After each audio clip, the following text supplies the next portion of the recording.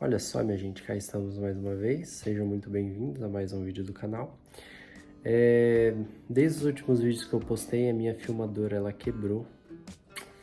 Minha câmera eu vendi e agora a única coisa que eu tenho para gravar os vídeos é o celular. E enquanto a gente estiver aqui nesse mundão, a gente sempre vai ter meios, né, de fazer vídeos, porque afinal é um hobby que eu gosto bastante. E como vocês podem ver na descrição, eu já vou mostrar para vocês as minhas leituras. Eu quero, na verdade, compartilhar ao longo desse ano as minhas leituras. Então a gente vai começar com o mês de janeiro, que já tá aí acabando. E eu consegui ler esses 3 livros aqui. Então basicamente são estes 3 e eu vou contar um pouquinho para vocês sobre o que eu achei de cada um deles. Certo. Então o primeiro é esse daqui, que é a biografia de Júlio César. Aí você pode estar me perguntando, tá, mas por que cargas d'água você tá lendo uma biografia sobre o imperador romano, né? Foi porque em dezembro eu ganhei esse livro aqui, que é a tragédia, né, de César, escrito por William Shakespeare. Primeiro livro que eu li do William Shakespeare, que é um livro muito bom, inclusive uma leitura super fluida, e a escrita dele é fabulosa. Obviamente que para ter uma real compreensão de como que é, deveria ler no original. Questão de tempo. Bom, então, eu me interessei pela história, né? Principalmente por querer saber por que ele foi assassinado, por que ele foi assassinado. E eu procurei a biografia e eu descobri que das principais meio que contemporâneos dele, não tão contemporâneo, mas no mesmo período que ele viveu, temos esses dois gregos aqui, o Suetônio e o Plutarco.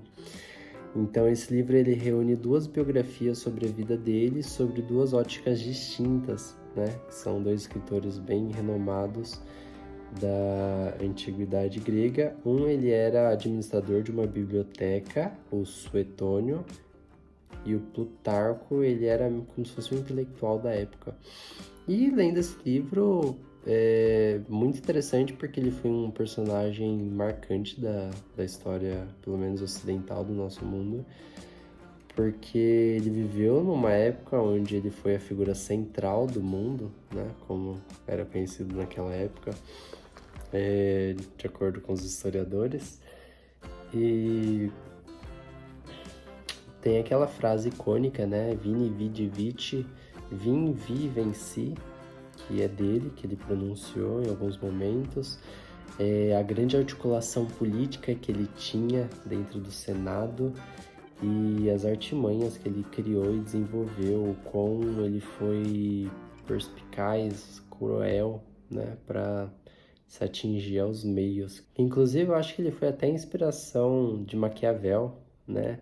Aquela frase que eu sei que ele não escreveu, mas que é acreditada a ele, que os fins justificam os meios.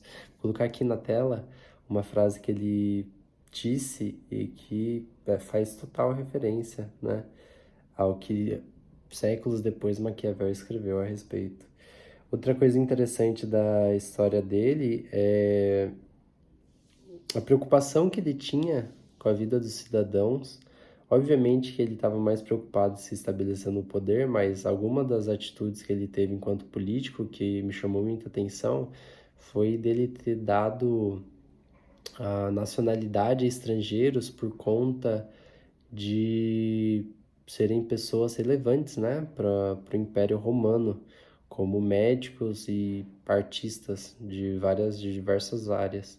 Então ele concedeu esse documento que permitia eles habitar no Império Romano. Isso é muito interessante. E outra curiosidade que eu achei bem legal também da biografia dele foi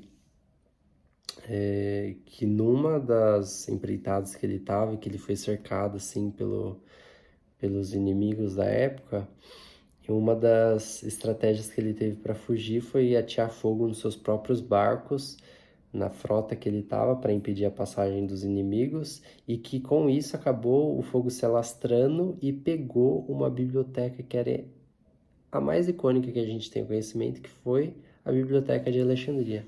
Então, parte da destruição dela se deu por conta desse evento em que Júlio César estava envolvido, em que inclusive ele teve um relacionamento com a famosa Cleópatra.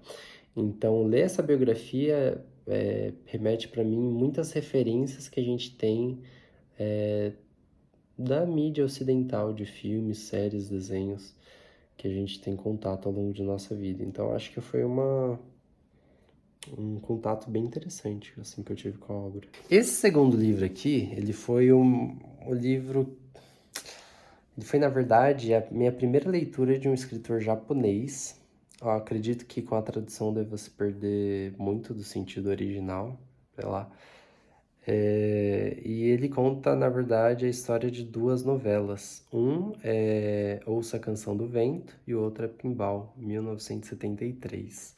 Essas duas novelas aqui foram os primeiros escritos dele e fazem parte, na verdade, de uma trilogia onde o personagem principal é apelidado de Rato. Então, por exemplo, Ouça a Canção do Vento conta a história de dois amigos que saíram da faculdade, eles abrem uma companhia de tradução e aí mostra o desenrolar amoroso e dramático da vida deles. Bem legal, uma leitura fluida. O segundo, Pinball, ele meio que dá uma continuidade nessa história, mas só focando com um dos personagens que no meio da história ele é marcado muito por esse jogo que foi muito popular na década de 40, 50, no pós-guerra, né? Lá no Japão, que foram essas máquinas de pinball. Uma leitura tranquila. Ele não me deu uma imersão muito grande assim no universo. Foi bom como um passatempo, mas assim, ele não me trouxe um mergulho tão grande assim, sabe? Não foi tão profundo assim, eu não me senti tão conectado, mas valeu a pena. Bom, e esse terceiro livro aqui, esse sim foi uma leitura que para mim foi uma realização, porque ele é um clássico também da antiguidade grega e é conhecido por ser uma obra fundadora da literatura ocidental, né? A Odisseia, escrita por Homero. Esse livro aqui eu peguei na biblioteca da escola que eu dava aula, que ela estava sendo renovada, e eles estavam descartando muitos livros, e eu peguei esse daqui porque eu achei a edição lindíssima, é da década de 60, não, mentira, da década de 70, e um livro que tem mais de 3.000 anos. Olha que loucura! Um livro mais antigo que a Bíblia. E a gente tem a possibilidade de ler uma obra como essa, né? Uma epopeia. A princípio eu fiquei com um pouco de receio de ler, porque é um livro grande e uma escrita super rebuscada, em versos, separado em 24 cantos, que naquela época cada canto era o equivalente a um papiro. Então isso daqui é um agregado de 24 papiros da Grécia Antiga. E eu comecei a ler assim, meio com o pé atrás, não sabendo se entendeu ou não, mas eu me surpreendi, porque no começo eu fiquei, né, bem empenhado a focar assim na compreensão da obra, e a leitura é super fluida. Apesar da escrita ser um pouco mais rebuscada, ela flui de forma super natural. E ele basicamente vai contar, né, a jornada de Odisseu, que dá o nome à obra, voltando depois da Guerra de Troia para sua casa em Ítaca. E ele demora simplesmente 20 anos, né, para retornar para casa, porque no meio do caminho acontece toda sorte de infortúnios com ele.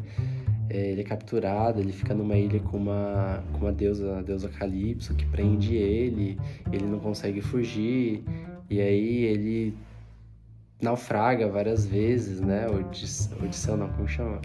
Poseidon destrói as embarcações que ele tava com um monte de tripulação, que todo mundo morre, só sobra ele, e assim, vários acontecimentos épicos que meio que fundamentaram a jornada do herói. Tá aqui, ó, nesse livro todinho aqui.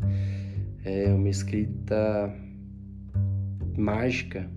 Eu amei, sério. Esse livro aqui é o símbolo de algo clássico, não tem como, é algo icônico ter contato com uma literatura dessa. Eu acho que todo mundo deveria ler uma vez na vida a Odisseia. Eu acho que vai ser a minha próxima leitura, a Ilíada. Quero muito ler. Sim, esse livro aqui, ó, em um mês eu consegui ler. Também não tô fazendo nada, tô de férias aqui, então eu me dediquei, deu super certo. E é boa, você não fica entediado, não. Bom, é isso. Esse daqui foi os breve resumo das leituras aqui do primeiro mês do ano. Estou muito feliz por serem obras que estão me ajudando a reformular assim, a forma como eu penso o mundo em qual nós vivemos. E é isso, muito obrigado pela atenção, por estar aqui até esse exato momento nesse vídeo super informal e que continue assim para todo sempre. Amém. Certo? Muito obrigado pela atenção, Banzar na área e nos vemos até a próxima.